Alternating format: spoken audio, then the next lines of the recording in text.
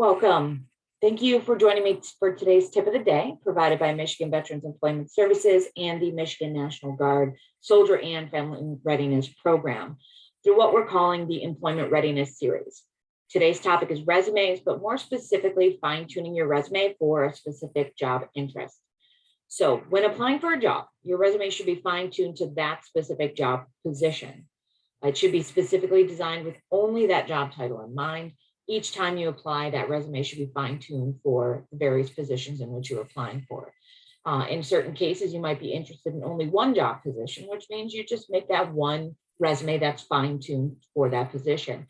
If you're interested in multiple positions that may vary by description or industry, then it's imperative to create a separate resume for each so that it is fine-tuned to that specific job and only that job.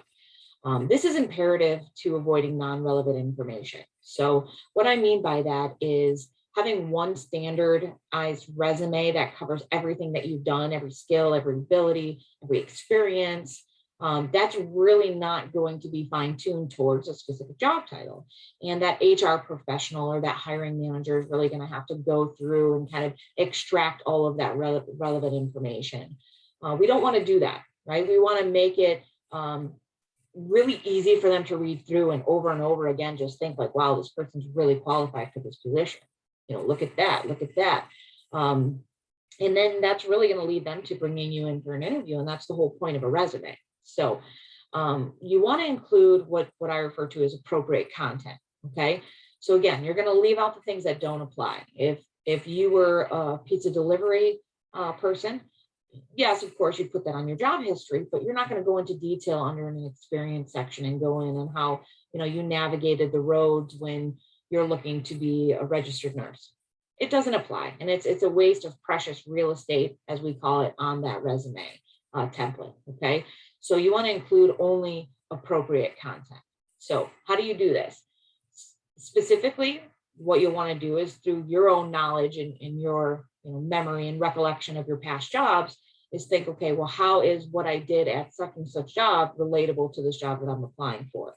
You really would be surprised on what type of skills and abilities you can obtain at one job that can relate to another. It's all about your way of thinking, right? It's all on how you break it down. Take those specifics out, right? Kind of make it a little bit more generic and see how the two can relate together. A lot of jobs have similar things. It could be, paperwork or logs that you keep track of, or use of computers, customer service skills. There's many ways that you can have relatable experience from one job to another, even if they're in completely different industries. So use the internet. That's really going to be helpful in locating skills and abilities, job duties, experience that are similar to your specific skills and experiences. ONET, wonderful place to go. And a great resource to help collect content for your resume. You can look up the specific job that you're looking for, and you'll get a complete career breakdown, a job summary that's going to go over specifically skills and abilities, experience, education, all sorts of things that are required for you to have to really get that job done, right? So you read through those and say, okay, well what do I have? That relates to this, or what have I done in the past that relates to this? And then you can extract that information and place it onto your resume. Okay. You can also use Google or any other searching platform and say, skills and abilities of a manufacturing professional. And again, you're going to get various articles and lists and things like that, that are really going to go over all of those skills and abilities or experience that you would need. And again, just say, well, how does what I've done relate to that? Do I have that skill? Do I have that ability? And then transfer that onto the resume. Most importantly, I always suggest using the job posting or the job description for the job that you're applying for, right? The company has put together what they're expecting, what they're hoping to find in a candidate. And if you have those skills and experience and abilities, you want to put those right on your resume. You're going to take those keywords right out of that job description and put it right onto your resume. This is super important because when they're reading through it, they're going to say, oh, well, they hit that mark. They hit that mark. Let's bring them in. Again, that's the point of a resume. A resume is designed to showcase your skills, your abilities, your experience, your education, show that you're a qualified candidate so they bring you in for that interview.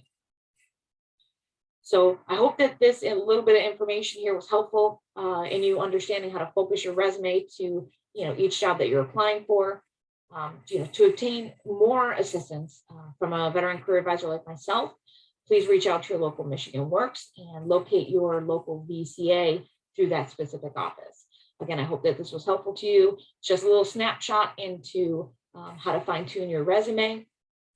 And if you need more help, please contact Veterans Employment Services, and we will be more than willing to help you with your resume.